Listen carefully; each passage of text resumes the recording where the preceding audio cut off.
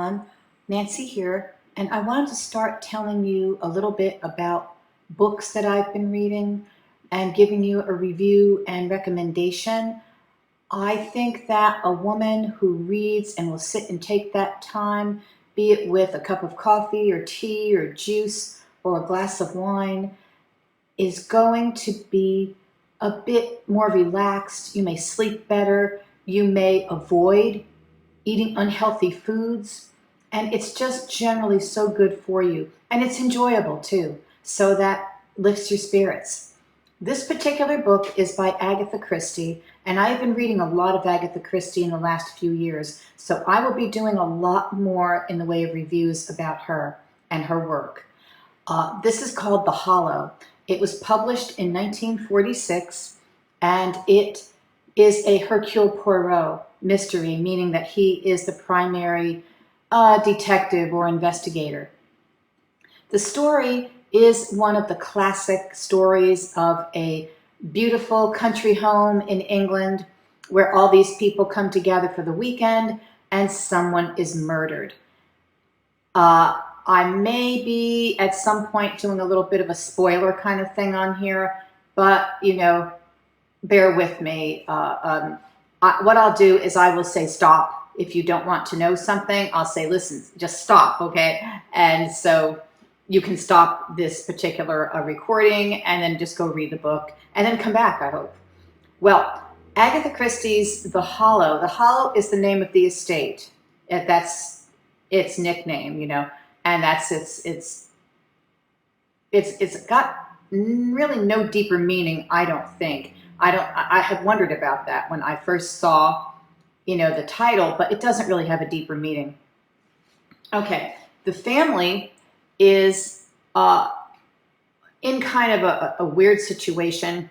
There's another estate, it's called Ainswick, and the wife, Lady Lucy, and Sir Henry, who are the owners and the lord and lady of the manor, so to speak. Lucy is related to the people who owned Ainswick. She did not inherit because she's a female, and back at a certain point in history, females didn't inherit. So instead, it went to Edward, and Edward is now the Lord of Ainswick, and he's a troubled individual emotionally. He has been in love with a woman named Henrietta for many years. Henrietta has spurned him time and time again. Okay, Henrietta, on the flip side, is in love with a doctor who is married. The doctor is, and he's kind of a good guy, bad guy. He's a good doctor, but he's a bit maybe egotistical and selfish, and he's had other affairs too. Well, Henrietta and John, who is the doctor, they come to a point where I think that she realizes that it's not going to go anywhere, but she's still persevering, and he's just himself, you know, he's all about him. He's all in his own head. Well, he turns up dead at the Hollow on this wonderful weekend. And who is standing over him but his faithful, suffering wife named Gerda, standing there with a gun, which Henrietta immediately, upon coming onto the scene, sees this, takes the gun from Gerda and throws it into the swimming pool. And from there, the story keeps, you know, unraveling about who might have done this and who had motive. Pretty much all of them, except maybe Hercule Poirot himself, had some reason for wanting John dead. Okay? It is interesting that Agatha Christie has an affair in this book. I've read many of her books starting a few years ago, really starting in high school. I read 2 or 3, and then maybe a couple between high school and 2020. And then in 2020, I just got this idea, I want to read them all. And so far, I have read around 20, maybe just over, in 3 years. And she is pretty conservative. In fact, she is conservative in how she talks about things, and in this book, she really pushes the limit, and I think she comes close, because not only is John having an affair with Henrietta, but there's another woman that bursts onto the scene, Veronica, who is his long-lost love from 15 years ago, who is now a famous actress, very rich, beautiful lady, and he spends the night with her. He sleeps with her too. And, well, it's a bit of a surprise to me, because Agatha Christie never talked about extramarital affairs, or anyone having affairs, anyone, you know, being in an intimate relationship without being married. And she didn't go that route. She didn't talk about sex. It doesn't come up typically. In this book, it plays a huge part. Okay, and if you want to not know who did it, please stop. Okay, come back again. This is about 6 minutes into the broadcast, and pick it up from there. Okay, his wife Gerda does turn out to be the one who did it. Why? Because she saw that when this Veronica person came onto the scene at the Hollow, and John left with her. She asked him to walk her back to her house, which is only a few houses down the lane. They actually go out to the pavilion by the pool at the Hollow first, and they hang out there for quite some time, and they are intimate, okay, there in the pavilion. Well, his wife Gerda was, unbeknownst to anyone else, or most anyone else, following them. And she saw what happened. And this enraged her. She was the quiet mouse of a girl, you know, woman, not especially attractive, perhaps. John was very attractive. This lady, Veronica, is very beautiful. Henrietta is also a beauty. Gerda wasn't. And, you know, to her, she kind of figured how lucky she was about John, and how he picked her, you know, and chose her to marry. And there was no great love or romance really between them. They'd had 2 children in 14 years, and they had a good life in a lot of ways. He was very successful, so she never had to worry about money. She had a nice home. She had whatever she liked. But I think that she, interestingly, turned the other cheek, or a blind eye. It was very interesting to me throughout the beginning of the book to even any part of the book. Henrietta was having an affair with John, and yet she was friends with Gerda. And Henrietta is actually a sculptress, and she asks Henrietta to sit for her at one point. And this is where there's a piece that she makes that ends up really being Henrietta. But I think that, that ends up being Gerda, okay, and without a face, but everything else, the posture and the whole theme of this piece is called The Worshipper, and that was Gerda. Gerda worshipped John, and unfortunately for John, when John showed that he wasn't really, you know, among the gods, Gerda couldn't handle it, and she shot him. And it was Henrietta who stepped forth as, you know, the unknown mystery, or you just almost can't believe that Gerda didn't know, because everybody else did. And it was Henrietta who came forth and took care of it.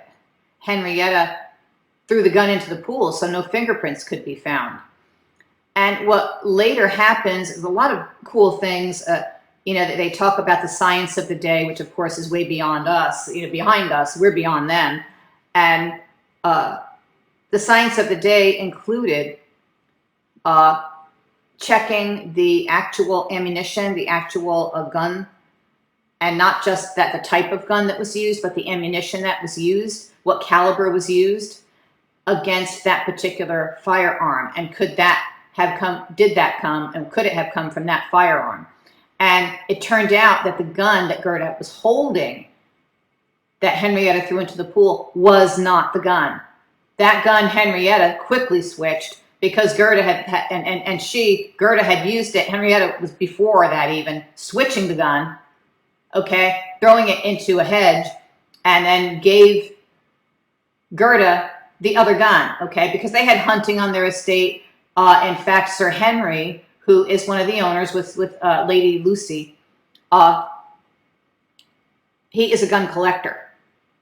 And it's quite a great thing, you know, that they're talking about this in 1946.